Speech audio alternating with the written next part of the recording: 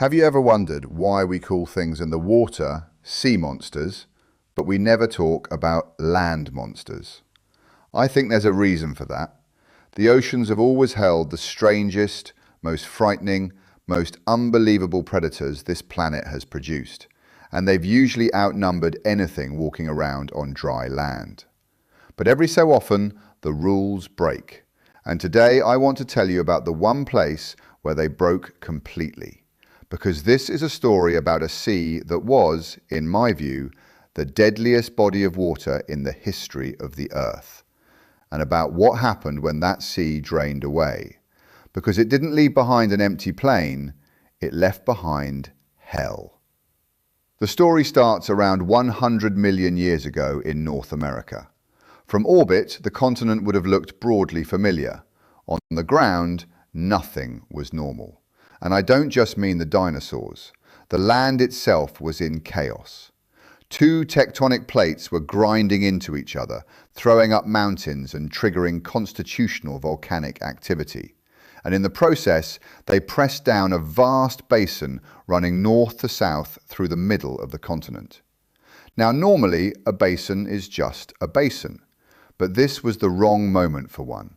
The world was far hotter than it is today, sea levels were high, and North America sat low. So the water came. It poured down from the Arctic in the north, filled that basin, and eventually met the Gulf of Mexico coming up from the south. And just like that, the continent was cut in two, and the Western Interior Seaway was born.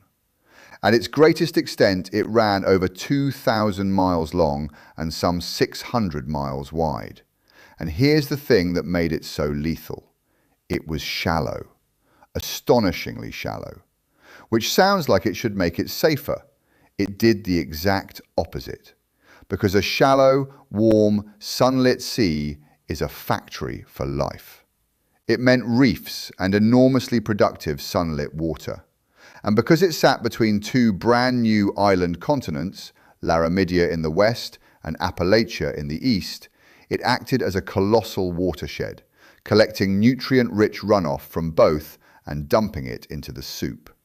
Add lagoons, wetlands, marshes and deltas, and you have the perfect recipe. The result earned itself a nickname, Hell's Aquarium. I've covered this sea in depth before, so I'll keep the roll call short. Giant mosasaurs at the top, Tyrannosaurus, mosasaurus and their relatives, with skulls built to shear through bodies. Hyper-predatory sharks that in some cases outsized the largest great whites ever recorded, and which in certain ways caused more trouble than the mosasaurs did. Giant fish that could swallow a person whole. Plesiosaurs, 3-ton sea turtles, and the largest cephalopod that has ever lived. Over 1.5 tons, roughly 3 times the weight of a colossal squid, making it the biggest invertebrate of all time. And the sea's abundance spilled over onto everything around it. It fed a staggering population of pterosaurs, including Pteranodon, known from over 1,000 specimens, arguably the most successful pterosaur ever, and almost certainly because of this sea. Along its coasts prowled Dinosaurus, an 8-ton crocodilian, armoured across nearly its whole body, with a bite that could obliterate bone. Even on land, everything changed. Splitting North America in two created a genuine evolutionary experiment. 2 islands, isolated, each developing its own fauna. On Laramidia in the west, dinosaurs ran larger on average, with horned ceratopsians and armoured ankylosaurs everywhere, and, crucially, the big tyrannosaurs took hold. Over on Appalachia in the east, the giant tyrants never really established themselves.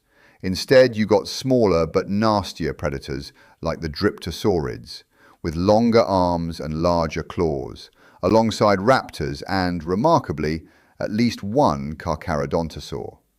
And then Appalachia got overrun by crocodilians. Not just Dinosaurus, but a whole spread of aquatic, semi-aquatic, and even land-going crocs. So, the deadliest sea on Earth, flanked by 2 continents full of monsters. You'd think that was the peak. It wasn't, because the sea had one last trick, and it played it by dying.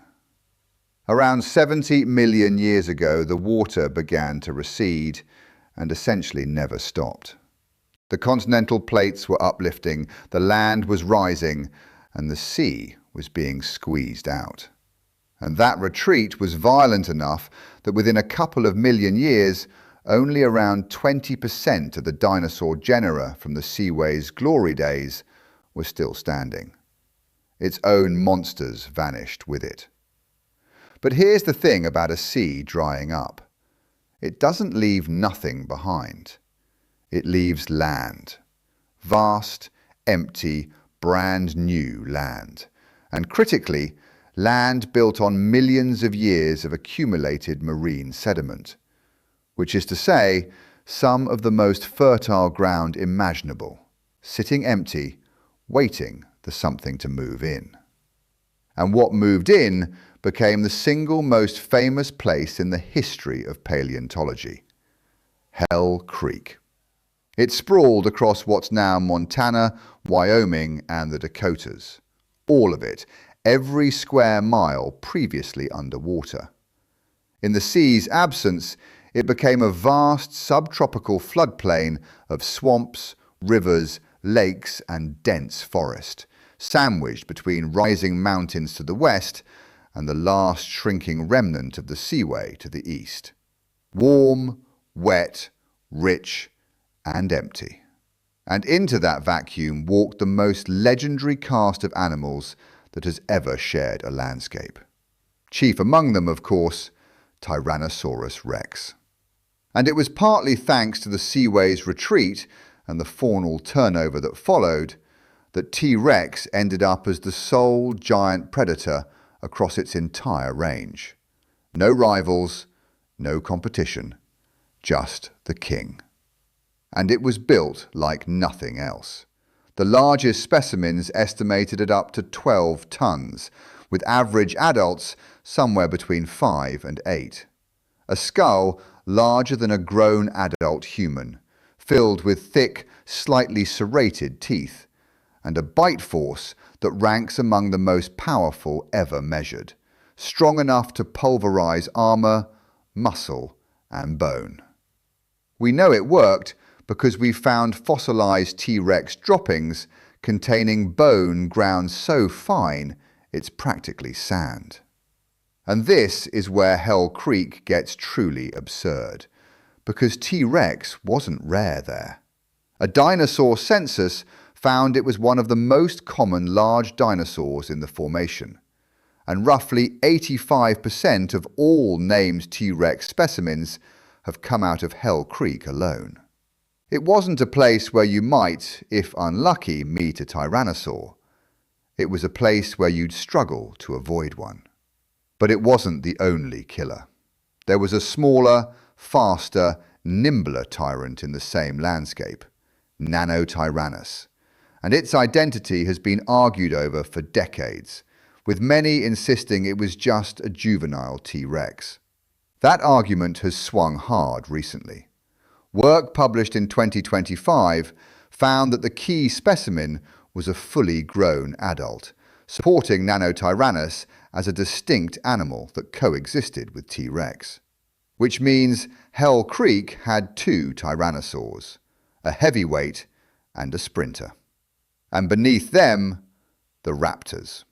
Not Velociraptor, which never lived in North America, but a Chiroraptor, a close relative around 10 feet long, and the far more alarming Dakotaraptor, nearly 20 feet and heavier than a grizzly, armed with sickle claws the length of a chef's knife. But here's what really made Hell Creek unlike anywhere else. The herbivores were monsters too. The single most common dinosaur there was Triceratops. Imagine an African elephant, but heavier, meaner, and carrying 2 horns over 3 feet long. Larger individuals may have hit around 10 tons, and Triceratops is the only dinosaur with direct fossil evidence of having injured a T-Rex. And they were violent with each other too. Around 14% of specimens show head damage from fighting their own kind.